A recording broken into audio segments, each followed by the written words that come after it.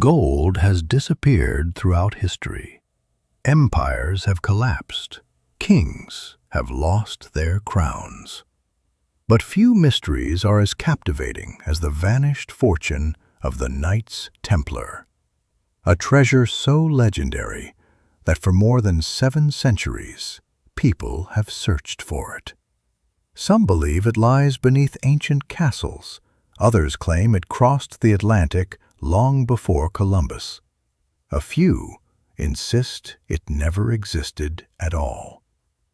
To understand the mystery, we must begin in Jerusalem. The year was 1119. The First Crusade had ended only a few years earlier. Thousands of Christian pilgrims traveled to the Holy Land. The journey was dangerous. Bandits attacked travelers. Many never reached their destination. A small group of knights decided to change that. Led by Hugues de Payen, they formed a new military order dedicated to protecting pilgrims. They became known as the Poor Fellow Soldiers of Christ. History remembers them by another name, the Knights Templar.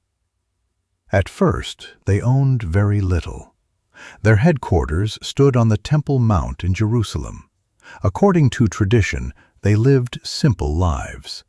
Their symbol showed 2 knights riding a single horse, a reminder of their vow of poverty. Yet within a few decades, everything changed. Kings trusted them. Popes granted them extraordinary privileges. Nobles donated land, gold, and entire estates. The Templars built castles across Europe. They created one of the medieval world's most sophisticated financial networks. Pilgrims could deposit money in one city and withdraw it safely in another.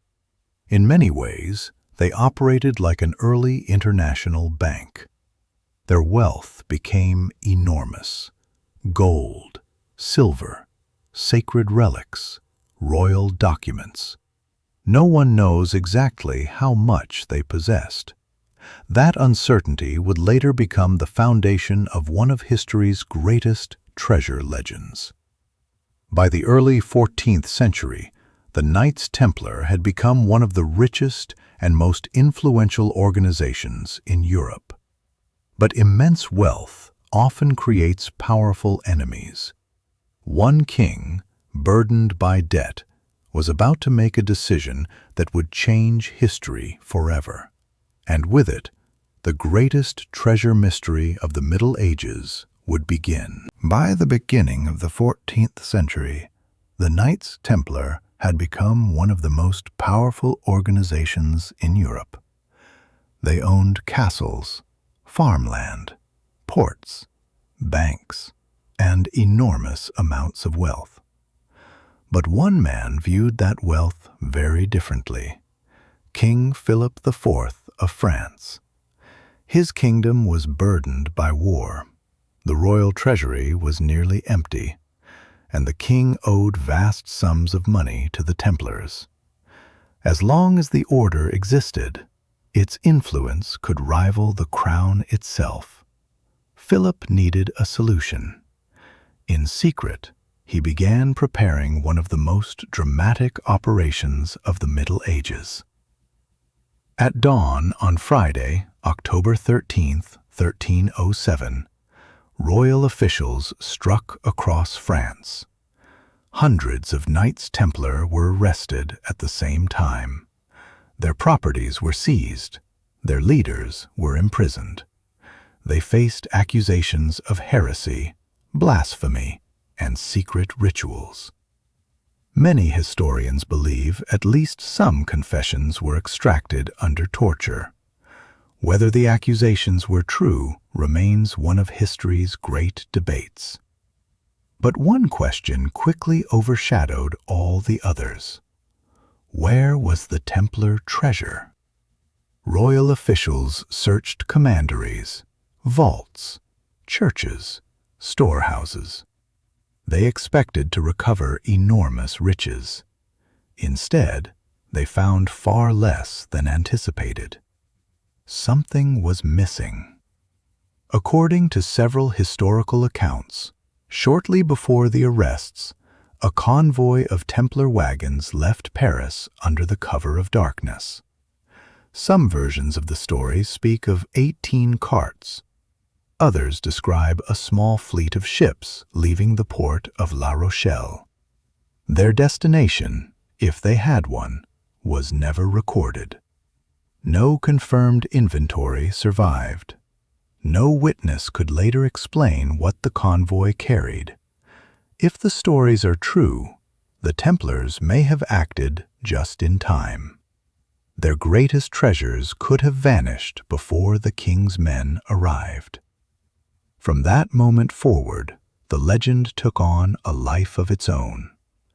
Some believed the treasure was hidden beneath ancient castles in France.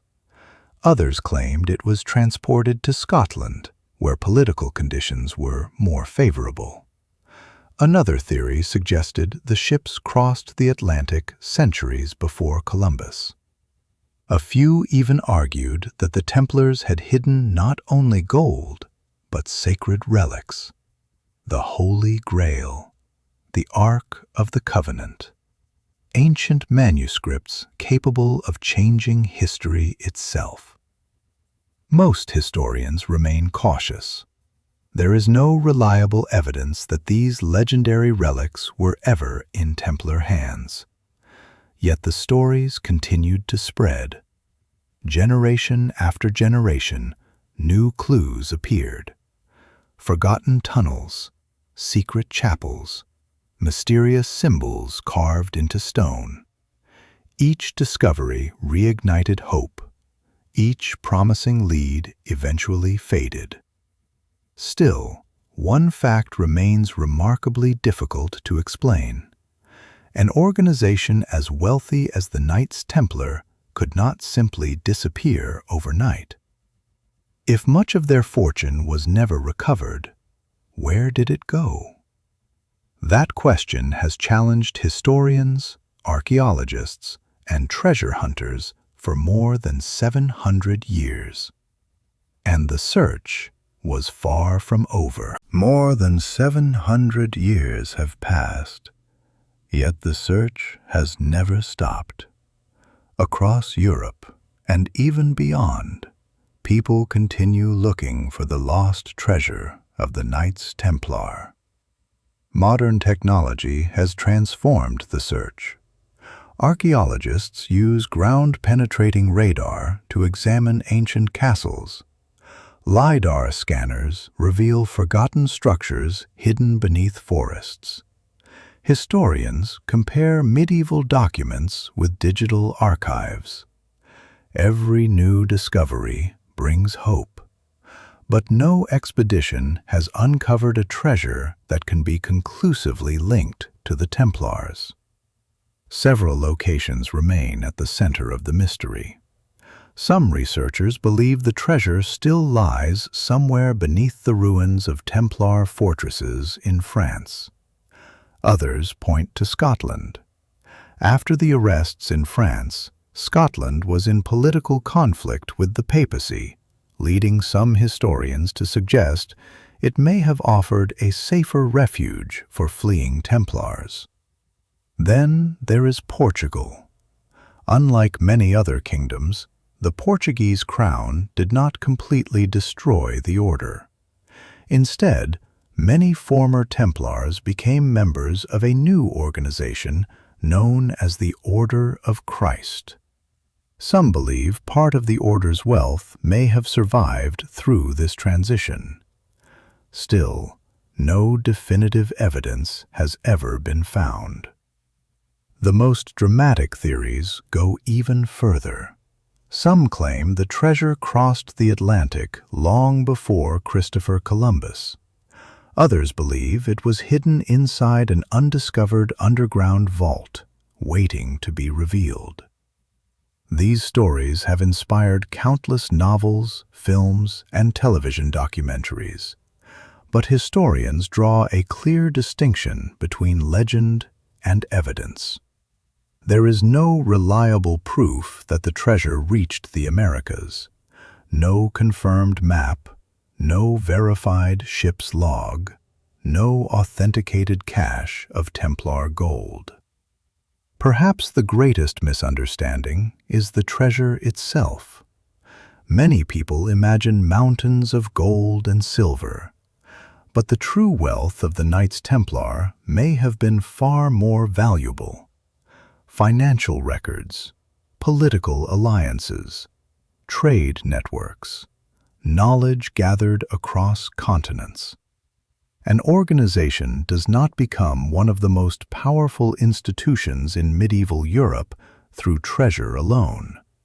Its greatest asset may have been information.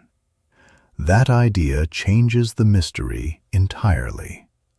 What if the real treasure was never meant to be buried? What if it was carried forward through ideas, institutions, and history itself?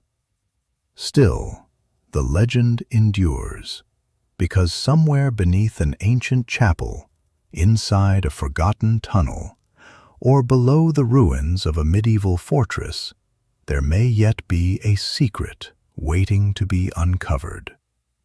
As the sun sets behind weathered stone castles, their silent walls continue guarding stories that have survived for centuries. The Knights Templar disappeared. Their order was dissolved. Their leaders were executed. But their legend refused to die. Perhaps one day, a forgotten document will emerge from an archive. A hidden chamber will be opened, or an overlooked clue will finally reveal what became of their fortune. Until then, the lost treasure of the Knights Templar remains one of history's greatest mysteries, not because we have stopped searching, but because history has never stopped asking the question, where did it all go?